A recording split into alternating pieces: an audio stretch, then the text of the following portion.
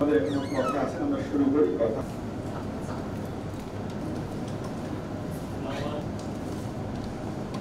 আমরা চাই যে পুষ্টির ক্ষেত্রে একটা সমতা আনা যায় কি করে, একটা সুশাসন নিশ্চিত করা যায় কি করে।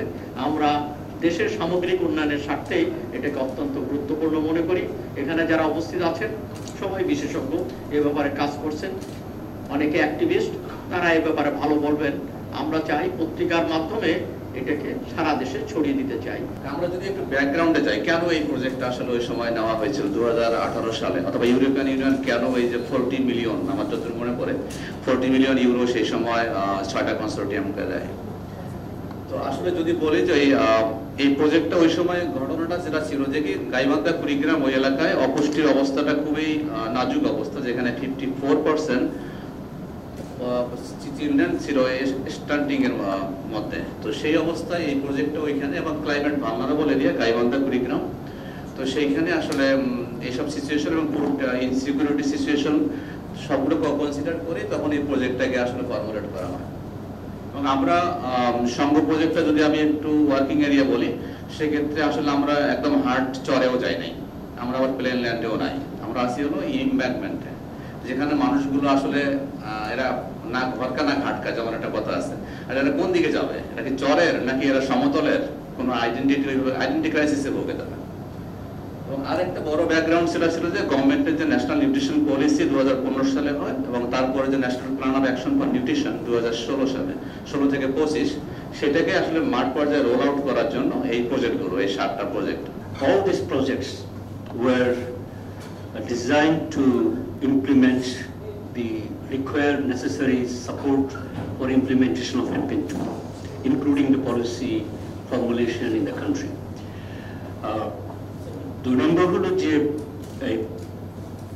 একটা প্রজেক্ট 7টার ভিতরে একটা ছিল policy related mass project, which is more related to এর সাথে, আর বাকি 6টা project, remaining 6 projects, they were more on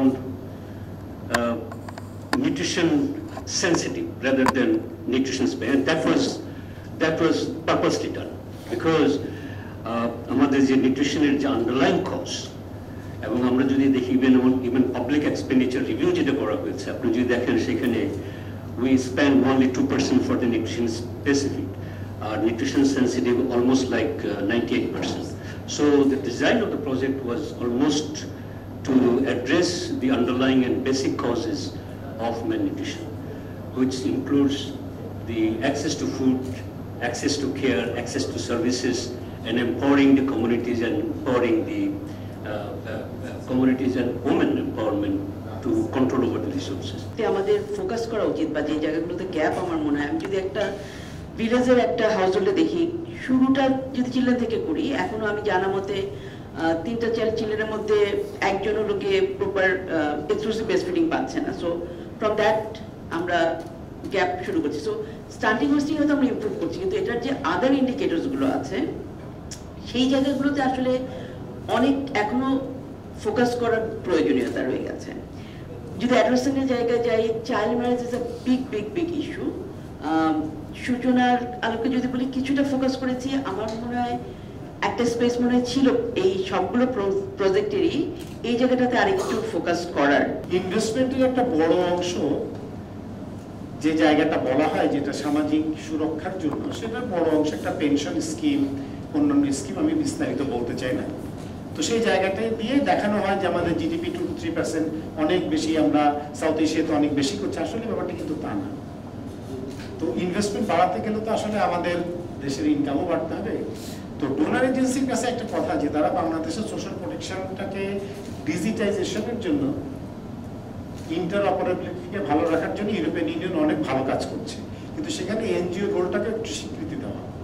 কারণ সোশ্যাল প্রোটেকশন দিলাম, এখন টার্গেটিং যেখানে বাংলাদেশে একটা বড় সমস্যা, মানে যার সোশ্যাল প্রোটেকশন পাওয়ার কথা সে পায় না, আর যার পাওয়ার কথা না সে পায়। এই তো মাঠ পর্যায়ের সমস্যা। সেই মাঠ পর্যায়ের সমস্যার জন্যই আসলে ডিজিটালাইজেশন পদ্ধতিতে গেছি আমরা, যাতে অনলাইনে রেজিস্ট্রেশন এবং সেটা সে পেতে পারে। কিন্তু সেক্ষেত্রেও কিন্তু আবার স্থানীয় পর্যায়ে ইউনিয়ন পরিষদের চেয়ারম্যানের একটা বড় ভূমিকা থাকে। তো সেইখানে টার্গেটিং ইমপ্রুভমেন্টের জন্য কিন্তু আমার এনজিওর একটা বড় রোল আছে, যে ওই এলাকায় সোশ্যাল প্রোটেকশন প্রোগ্রাম ইমপ্লিমেন্টেশনে government can choose NGOs as a credible partner. তো যদিও আমাদের প্রোগ্রামের কাজের জায়গাটা সেরকম নয়, সেই জায়গাটাই নয়, কিন্তু এটা আমাদের একটা ব্যারিয়ার আমি বলবো। আরেকটা জায়গায় আমাদের কাজ করতে হয়, যেহেতু আমরা প্রোগ্রামগুলো করি ছোট ছোট এলাকা ভিত্তিক, ওভারঅল বাংলাদেশে এই কাজটা করার সুযোগ হয়নি এখন পর্যন্ত। সেখানে যে সমস্যাটা আমরা ফিল করি, একটা জায়গায় একটা মানে নিউট্রিশন বিষয়টাকে সেন্সিটাইজ করার জন্য একজন সরকারি কর্মকর্তাকে হয়তো আমরা সেন্সিটাইজ করলাম, 6 মাস পরে ওই কর্মকর্তা চেঞ্জ হয়ে অন্য জায়গায় চলে গেল, তখন আবার নতুন করে তাকে সেই সেন্সিটাইজেশনের কাজটা করতে হয়। সেই জায়গাগুলোতে আসলে আমাদের একটু উপর লেভেল থেকে যদি মানে পলিসি লেভেল থেকে বা ডিসিশন মেকার যারা থাকেন সেন্ট্রাল লেভেলে, তাদের পক্ষ থেকে যদি একটা মানে ডিসিশন বলে দেওয়া হয় বা তাদেরকে যদি এখান থেকে জানানো হয় একটা চিঠি দিয়ে, সেক্ষেত্রে হয়তো আমাদের কার্যক্রমগুলো বাস্তবায়নের ক্ষেত্রে একটু সহজ হয়। The gross investment for nutrition is a responsibility of government. On the other hand, I think when donors prioritize, now it's really important that we prioritize climate vulnerable geographical locations particularly. I mean, Jano, Shongo, mostly, I mean, yes, Jano invested in North Bengal, Shongo invested in Gaibanga and Kurigram, which was branded for Bonga, but that's long back. Now we need to think about the real hard to reach and climate vulnerable places where, like say for example, Satkira, where water salinity level increased drastically, and that has an impact on the whole agriculture and food system.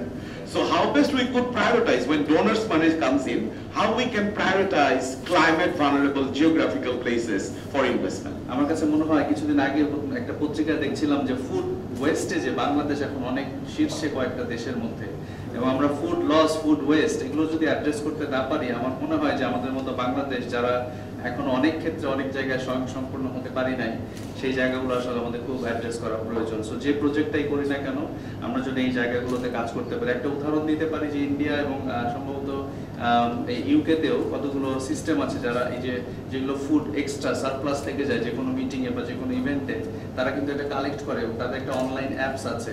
এবং আমাদের দেশে জানি না এরকম কোনো অ্যাপসের মাধ্যমে এটা একটা সার্ভিস লো পেইড ফুডগুলো আমরা নিতে পারি কিনা। এবং কিছু কিছু দেশে আবার এই ফুড যে পচে যাচ্ছে সেটা আইডেন্টিফাই করার জন্যও কিন্তু একটা মেশিন আছে, যার মধ্য দিয়ে যে অংশটুকু নষ্ট হয়েছে সেটুকু ফেলে দিয়ে বাকি অংশটুকু, এবং আমরা লেফট ওভার ফুডগুলোকে কিভাবে রিসাইক্লিং করতে পারি কিনা, সেই ধরনের টেকনোলজি আসতে পারে কিনা। সো আমার মনে হয় আমাদের স্মার্ট বাংলাদেশ আমরা বলি, হতে পারে এই জায়গাগুলোতে আমরা যদি ভবিষ্যতে অ্যাড্রেস করি, হতে পারে আমরা খাদ্যে এবং নিউট্রিশনে স্বয়ংসম্পূর্ণ হব। আমরা যতই বলি এই এনপ্যান-2 জন্ম হচ্ছে 2016-তে, এটা শেষ হচ্ছে 25-এ, এবং বলা আছে টোটাল এনপ্যান-2 বাস্তবায়নের জন্য 22টা মিনিস্ট্রি, এখানে পারপাস বাজেট হচ্ছে 12,000 কোটি টাকা, এবং তারা কাজ করবে উইদিন বাজেটের মধ্যে। এইটা ইন এ সেন্স হচ্ছে প্রতিটা ডিপার্টমেন্ট কিন্তু ইন এডিশন দ্যাট তাদের নিজস্ব যে কার্যক্রমগুলো আছে ডেফিনেটলি তারা প্রায়োরিটি করবে, আনটিল আর আনলেস যদি সেপারেট বাজেট ইউনিয়ন পরিষদ ওই ডিপার্টমেন্টের জন্য যদি না আসে। তো এই জায়গাটা আমার মনে হয় যে দেখা দরকার, separate budget for to implementation of nutrition intervention. যেরকম এই যে ক্লিনিকের সাথে অ্যাটাচ, যারা হেলথের সাথে অ্যাটাচ এবং ফ্যামিলি প্ল্যানিং এর সাথে অ্যাটাচ, তাদেরকে যদি রেসপন্সিবিলিটি দেওয়া যায় নিউট্রিশন এবং তাদেরকে টেক কেয়ার করা যায়, তাদেরকে প্রপার মনিটরিং এর আন্ডারে আনা যায়, তাহলে কিন্তু অনেক বেশি ইমপ্রুভমেন্ট হবে।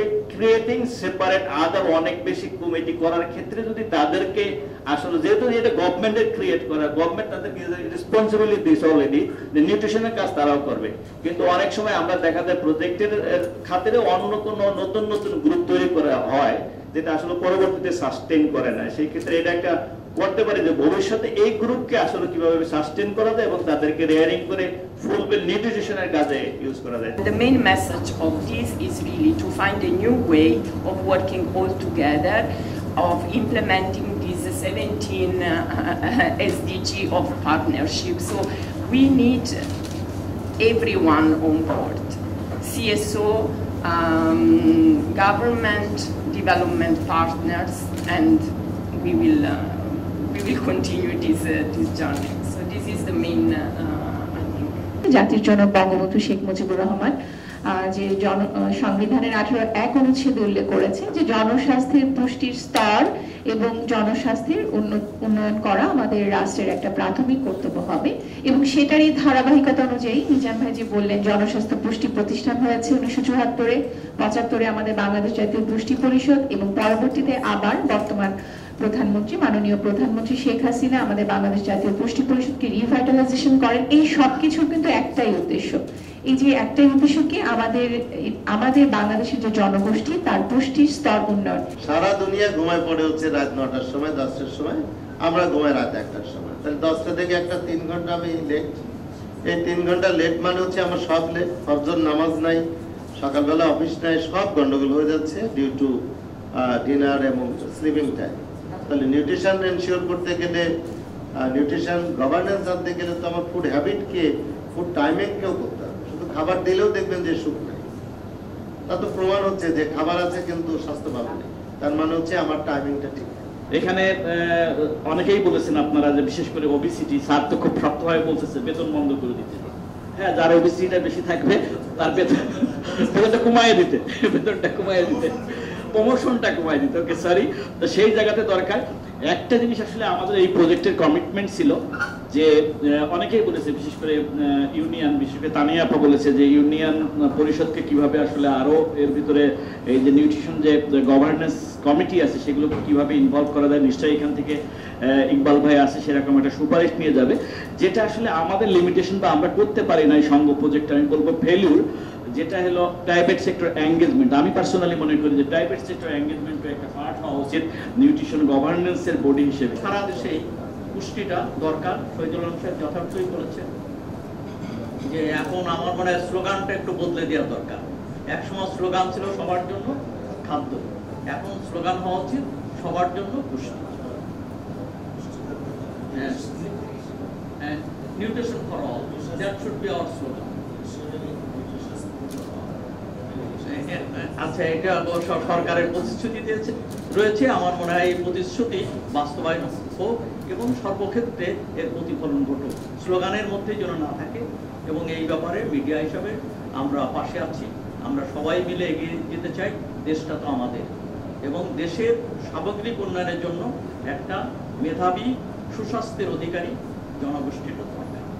এবং গতকাল আমাদের এখানে গোল টেবিল ছিল, সেখানে হচ্ছে ফ্যাটি লিভার এবং ওবেসিটি এবং অতিভোজনের মধ্য দিয়ে ফ্যাটি লিভার তৈরি হচ্ছে, সেটা ছিল বড়লোকের সমস্যা, মূলত বড়লোকের সমস্যা। আর আজকে হচ্ছে মূলত যারা বঞ্চিত মানুষের সমস্যা।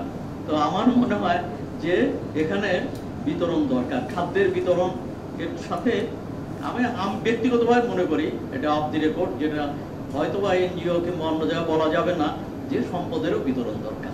কেননা খাদ্যের বিতরণ কিংবা সুষম খাদ্য গ্রহণ করা সম্ভব হবে না যদি সম্পদের বিতরণ, সম্পদের সুষম বন্টন না হয়। এটা অবশ্য আমাদের কনস্টিটিউশনাল পার্টি, আমাদের কনস্টিটিউশনে সেটা হচ্ছে পিছিয়ে পড়া যারা আছে তাদেরকে সামনে এগিয়ে নিয়ে আসবে। তা আমি আর কথা বাড়াবো না, আপনারা ধৈর্য সহকারে শুনেছেন। এখানে শহীদুল আলম সাহেব বিস্তারিত বলেছেন, আপনারাও বলেছেন। এই মার্গারেট কাপলবিয়াম বিভিন্ন সময় আমাদের সঙ্গে বিভিন্ন প্রোগ্রামে তাকে পাওয়া যায়, ইউরোপিয়ান ইউনিয়নকেও ধন্যবাদ। এখানে RDRS তারা এই কার্যক্রমের সঙ্গে যুক্ত হয়েছেন, তারা একটা সংঘ মডেল দাঁড় করিয়েছেন। তো এর সঙ্গে যারা সংশ্লিষ্ট ছিল সবাইকে ধন্যবাদ। আপনারা কষ্ট করে শুনেছেন, আলোচনা করেছেন এবং আলোচনার মধ্য দিয়ে আমাদের সামনের দিকে পথকে আলোকিত করেছেন।